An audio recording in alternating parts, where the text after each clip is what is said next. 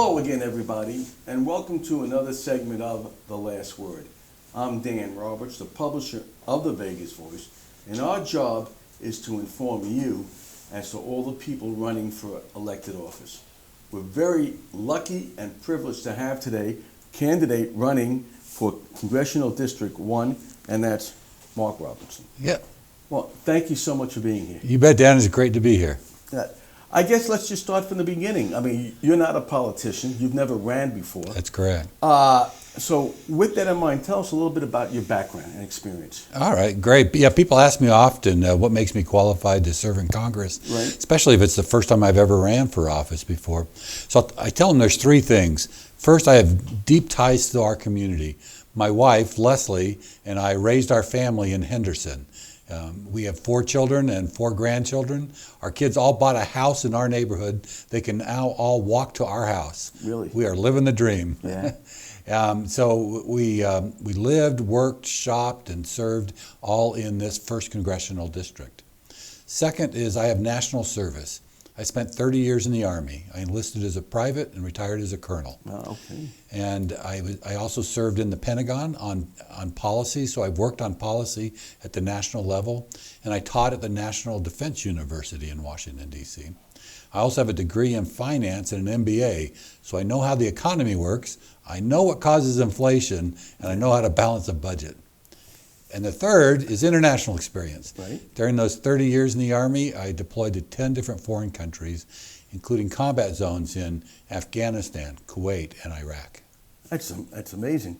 And one of the questions I'm asking people who are jumping in for the first time is your experience, your success as a businessman. Yeah. Why would anybody want to get involved in politics right now? Yeah, this has not been a bucket list item for me. This is not something I'd ever thought I would do. But I don't like the direction our country's headed in, and I can no longer just sit back and hope that somebody else does something about it. I want my children and my grandchildren to grow up with the same freedoms and opportunities that I had. So my wife and I talked about it, we prayed about it, and we decided it would be the right thing for me to do.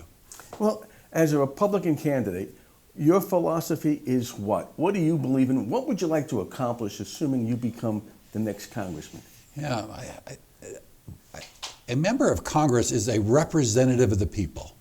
So the people of the 1st Congressional District, what is important to them is what ought to be important to me.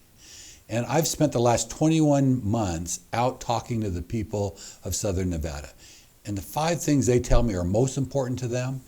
The first is about the economy and inflation and wages keeping up with inflation. They're very concerned about buying gas and groceries. The next is crime. They want to feel safe in their neighborhoods, and they don't right now. And much of that is because of an open border on our southern border, where we have guns and gangs and drugs crossing our southern border. So the border is the third concern. And then our failing schools. Nevada ranks 50th in the nation in math, science, and reading. Parents want to have a choice to be able to send their children to the better schools in our community, whether that's public or private or charter. They don't feel it's fair that wealthy families can send their kids to a private school, and poor and middle-class families are trapped in failing public schools. So they'd like to see a voucher program that could allow them to pick any school they want. Mm-hmm. And finally, is water. The water shortage is a concern for the people in my district, the people in Nevada, and in fact, the people in the 7 western states. So those are the 5 most important issues. And how do you even think that you would get that resolved? I mean, right now the country is so split. Right now, Republicans hate Democrats, Democrats hate Republicans, or so you can tell by watching the news every day. What is compromise a bad word with you, or it's your way or the highway? Again, you were in the military, you were a colonel. Right. If I understand it, if the colonel says something, the troops say yes, sir, and they jump. But in Congress, now you got to work with other people. Do you think you can do that? You know, it's interesting. You talk about the divide between Democrats and Republicans. My district, the 1st Congressional District, the largest voting bloc in my district are independents. 38% of the district are independents. Really? Okay. And independents are tired of the fighting. They want Republicans and Democrats and independents to work together to find solutions that work for everyone.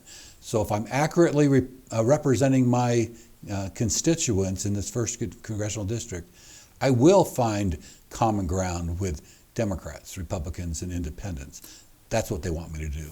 So, I mean, again, you think that you can work with anybody and everyone, hopefully, to come up with a solution to these major problems. Yeah, you mentioned my military service. When you're in a foxhole, when you're in a combat zone, you don't really care what the political party of the soldier next to you. You learn to depend on each other and work together towards a mission.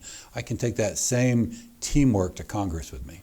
And yet, the main thing is you got to get the word out. Who you are, what you are, what's going on. What do you want people to know about you? Yeah, well, I appreciate you. You're absolutely right. I've never run for office That's before, correct, yeah. So people don't know who I am.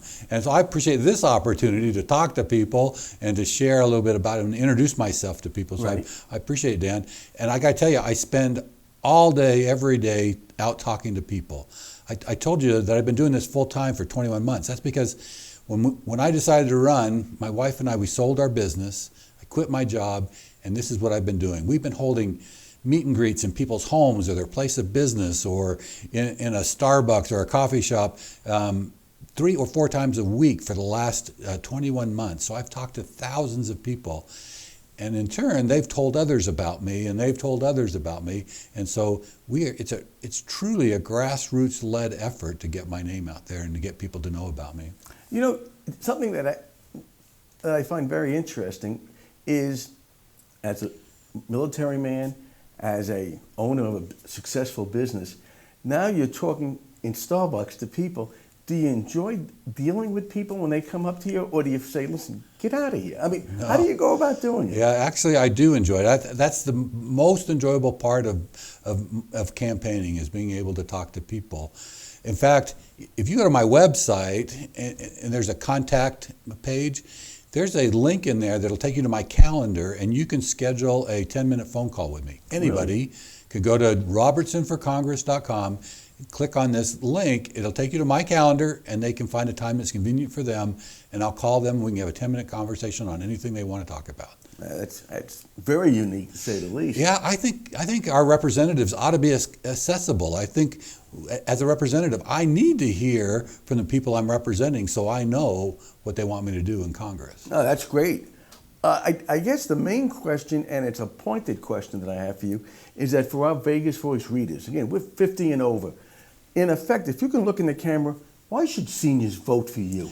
Yeah, so I'm part of that 50 and overs crowd. Right. And my parents are part of that crowd. You know, my mom's only income is $1,450 that she gets from Social Security every month. I know how important that Social Security check is to my mom. I know how important that is to all seniors. I spent 20 years as a financial planner helping people plan for their retirement. Social Security is a vital part of everybody's retirement plans. For some people, like my mom, it's all that they have. For others, it's 40% of their retirement or 50% of retirement. So I know the importance of Social Security and Medicare to seniors, and I'll work hard to use my financial knowledge to strengthen their programs. Both of those programs are in trouble. Right. Congress has ignored those problems for way too long. That's the third rail. You're not even supposed to talk about Medicare or Social Security. The Medicare Trust Fund will be out of money in 4 years. It'll be insolvent in 4 years. We have got to act. We can't keep ignoring it like the current Congress has done. Social Security will be insolvent and not being able to pay full benefits in 12 years. We've got to act now to strengthen those programs. Well, in the minute or so that we have left, you mentioned it before, let's do it again. All right. If people want more information about you, they want to speak with you, they want to contribute, they want more information, how do they go about reaching you? Again, go to my website. It's www.robertsonforcongress.com. And there you can read all about me. You can click a link to schedule a phone call with me, or you can send me an email directly, and I'll respond to you directly. Okay. Mark, I thank you so much for being here. We wish you all the best. And a little bit of luck. You'll come back here as a congressman, and we'll ask you some questions and put your feet to the fire, if we may. You can do it, Dan. I'll look forward to it. You got it. And again, I thank you. And this is Dan Roberts for the Vegas Voice saying we'll see you again next time. Thank you.